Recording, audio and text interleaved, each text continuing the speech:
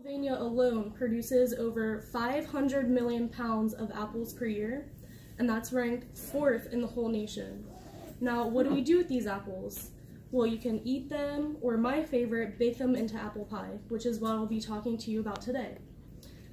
So I'm going to be telling you how to make a delicious apple pie. I have consulted an article from theculturetrip.com, People Food Magazine, and Southern Living Magazine. So how many of you have ever made an apple pie? Alright, so if you have, maybe you'll learn something new, and if you haven't, maybe you'll make an apple pie someday.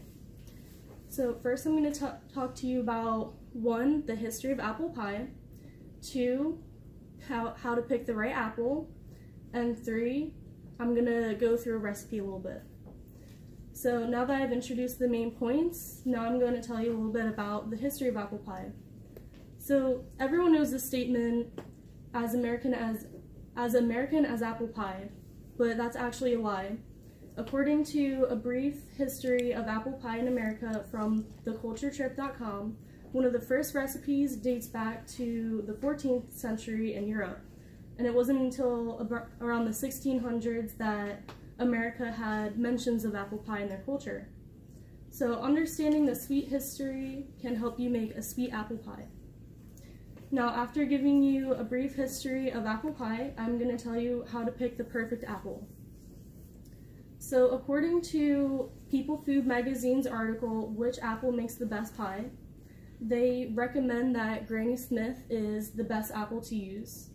And it is important to pick the right apple because you want the apple to remain tart and to hold its shape. So picking the perfect apple for your pie will ensure a perfect taste for your pie. Now that you know what apples to use, you're ready for the actual baking process. The article, How to Ruin Apple Pie Filling, from Southern Living Magazine gives a lot of helpful hints and a little tips to bake a good apple pie. Having the right amount of brown sugar and cinnamon will complement your apples to create a good filling, and making sure you have a golden flaky crust will complete the classic apple pie taste.